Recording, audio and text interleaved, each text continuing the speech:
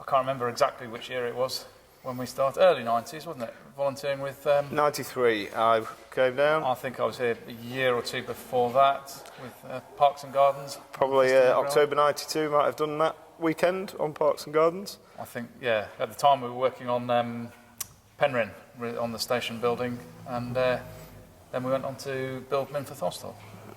Yeah, and I went to Boston Lodge to be a trainee fireman in 93 when I was 16, and became a fireman and still work for other departments of the railway as well as learning the footplate grades. And then in 98 I became a driver when I was 21, and yeah, driver for 9 years.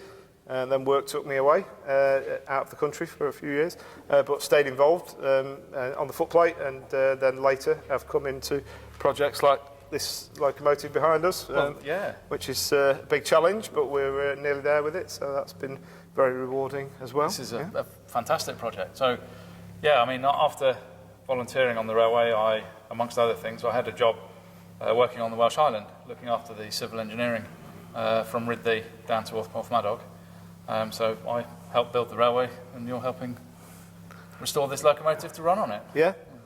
Little did we imagine back in those days that we'd probably still be involved, and as involved as we are. I think that's probably fair to say. Yeah.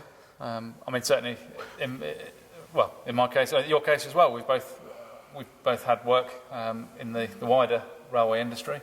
I have to say that my time at the Ffestiniog Railway when I was younger helped me in a number of ways in sort of problem-solving, decision-making, but also working with people from all over the world, because this railway does attract that. So I found that sort of my tolerance and my way of working with these people made it very easy in my professional life to work with and lead teams in the global sense.